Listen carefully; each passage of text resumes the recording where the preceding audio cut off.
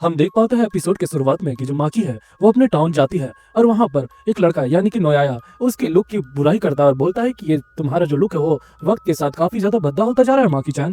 तब वो बोलती है तुम्हें फिलहाल अपने काम से काम रखना चाहिए। तभी वो गुस्सा हो जाता है और बोलता है काम से काम रखना चाहिए, तुम कोई भी कर्स टेक्निक को इस्तेमाल नहीं कर सकती, तुम्हारे पास कोई कर्स पावर नहीं है और तुम मुझे बोल रही हो तुम एक कचड़ी थी, याद है? और सच कहूँ तो पहले मैं तुम्हें कैसे पनिश करता था तुम्हें ये बात पता होनी चाहिए।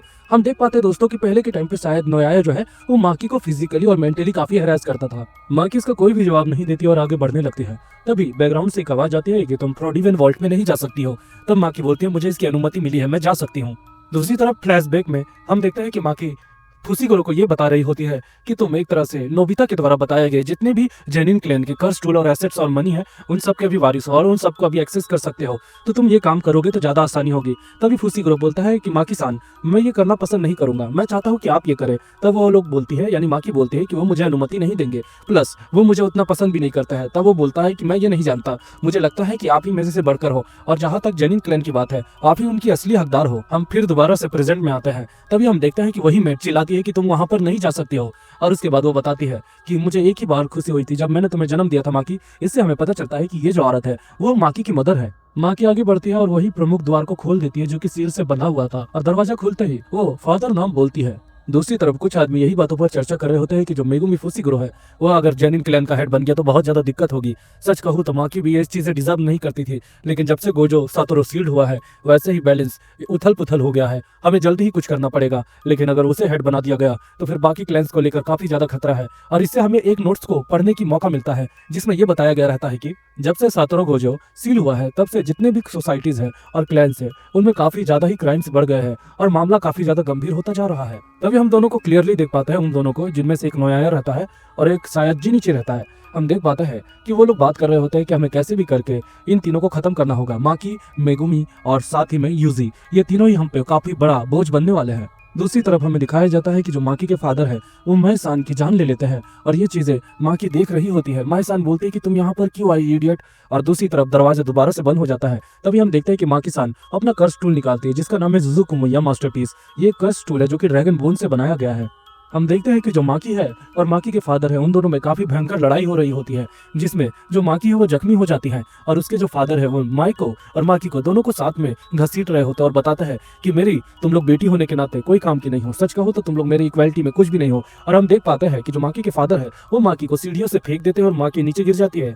उसके बाद उसके जो फादर है यानी माकी के फादर है वो माई को भी नीचे गिरा देते हैं और बोलते हैं ये एक परफेक्ट जगह है ट्रेनिंग और पनिशमेंट के लिए। यहाँ पे 2 क्लास के जो डीमंस एंटिटी है यानी कर्स टेक्निक वाले एंटिटी है वो यहाँ पर रहता है और वो तुम्हें कच्चा चबाएंगे और तुम्हारी पनिशमेंट अनंत काल तक चलेगी। तुम लोग बहुत जल्दी खत्म हो जाओगे। मैं तुम लोग से हमेशा ही निराश रहता हूँ, तुम लोग मेरे खून का एक ऐसा कतरा हो जिससे मुझे शर्म होती है। और वैसा कह के वो सारे लोग चले जाता है यानी माकी के फादर चले जाता है और दूसरी तरफ माकी बेहोश रहती है, खून उसके शरीर से नीचे गिरता जा रहा होता है। और हम दूसरी तरफ देख पाते हैं जो माई-सान है वो घसीटते हुए माकी के पास आ रही होती है।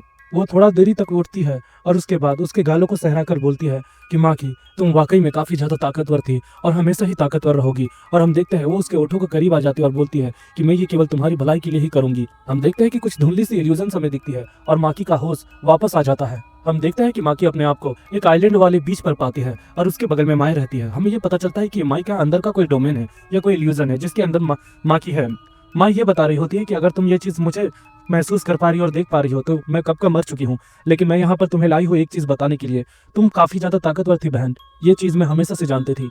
हम दोनों ट्विंस हैं लेकिन जुजुत्सु सॉर्सरर्स जितने हैं उनकी थिंकिंग अलग है। वो ये चाहता है कि सेम पावर वाले लोग एक जैसे दो नहीं हो सकते हैं। सच कहूँ तो जब तक तुम हो तब तक मैं हूँ और जब तक मैं हूँ तब तक तुम हो। मैं हमेशा तुम्हारे साथ रहूंगी। और ऐसा वो बोल रही होती है। एट द सेम पॉइंट माकी को ये पता चल जाता है कि अब बहुत ज्यादा देर हो गई है। हम देखते हैं कि वो माई-सान को बुलाने के लिए उसका हाथ पकड़ती है लेकिन कोई फायदा नहीं होता। तभी माई-सान बोलती है कि मेरी एक आखिरी इच्छा है तुमसे जो तुम पूरा करना अगर तुम चाहो तो, इन सबको खत्म करना और इन सब से अपना बदला लेना, सबको नहीं छोड़ना, सबको खतरनाक और कुत्ते की मौत मारना। ऐसा माई-सान उसे बताती है यानी कि एक रिवेंज की कहानी है जो कि अब शुरू होने वाली है। हम देखते हैं कि जो माकी है वो काफी ज्यादा शौक में रहती है और जो माकी है माई-सान में उसे अपनी एक छोटी बहन दिखती है जो एक टाइम पे काफी ज्यादा खुश रहा करती थी। हम देखते हैं कि माकी को दोबारा से होश आता है और हम देख पाते हैं कि जो माई है अब वो खत्म हो चुकी है। हम देखते हैं माकी जो रहती है वो रो रो के माई को बुला रही होती है, लेकिन जो माई-सान है वो अब नहीं आ सकती है। माकी काफी चीखती है, चिल्लाती है, लेकिन कोई फायदा नहीं होता। और दूसरी तरफ जितनी भी डीमंस है यानी कर्स स्पिरिट्स है वो माकी की ओर आगे बढ़ने लगते हैं। दूसरी तरफ हम देख पाते हैं कि माकी के फादर रहता है वहाँ पर आते हैं और बोलते हैं तो तुम बच गई, लेकिन अब मैं तुम्हें नहीं छोड़ूंगा, आज मैं तुम्हें खत्म करूंगा। और वो उस पर हमला करने वाले रहता है, लेकिन हमें ये पता चलता है कि जो माकी सान है वो उसे खत्म कर देती है, वो अपने फादर को खत्म कर देती है और बोलती है कि मैं अपनी बहन का बदला जरूर लूंगी। हम देखते हैं कि नोयाया, जेनिची और जितने भी कैप्टन हैं जेनिन क्लैन के, उन सब तक उनके शागिर्द ये बातें खबर पहुंचा देते हैं कि माकी पागल हो गई है, उसने ओगी सान को खत्म कर दिया, अपने ही फादर को खत्म कर दिया है और वह एक बाय एक करके सबको मारने वाली है। हम देखते हैं सब लोग माकी को खत्म करने के लिए टीम बना लेते हैं और माकी को खत्म करने के लिए ही जा रहे होते हैं। हम देखते हैं माकी सान को वो सारे लोग, कम से कम 50 से 60 लोग तो होंगे भाई, वो सारे लोग इकट्ठा करके घेर लेते हैं और उस पर हमला करते हैं। माकी सान को बस एक ही चीज समझ आती है कि उसे अपनी बहन का बदला लेना है। धीरे धीरे करके वो सारे लोगों को खत्म कर देती है और अपने बदले की आग में जल रही होती है। हम देखते हैं तभी वहाँ पर कैप्टन आता है और वो अपनी कर्स टेक्निक की मदद से माकी से लड़ रहा होता है, लेकिन माकी उसे भी खत्म कर देती है। तभी वहाँ पर जिनिची भी आता है और ओरिको भी आता है। हम देखते हैं कि वो माकी को होल्ड करने की बहुत कोशिश करता है, लेकिन माकी की स्ट्रेंथ आज उसे नहीं बचाने वाली। धीरे धीरे करके वो भी काफी ज्यादा घायल हो जाता है, उसकी आंख, नाक, कान सब जगह से ब्लड निकलने लगता है। लेकिन दूसरी तरफ वो जिनिची को बोलता है कि जिनिची, माकी को खत्म करो, तभी हमारा जेनिन क्लैन आगे बढ़ेगा। और वैसा कहते ही जेनिन आगे बढ़ रहा होता है माकी को खत्म करने के लिए, लेकिन माकी भी आज पूरे बदले के मूड में है। हम देखते हैं जिनिची उससे मुक्के से हमला करता है, जिसके कारण जितनी भी पूरी बिल्डिंग रहती है वो कोलैप्स हो जाती है। और तभी हम देखते हैं कि जब धुआं धुआं हटता है तभी वही बंदा बोलता है कि लगता है जिनिची ने माकी को खत्म कर दिया है।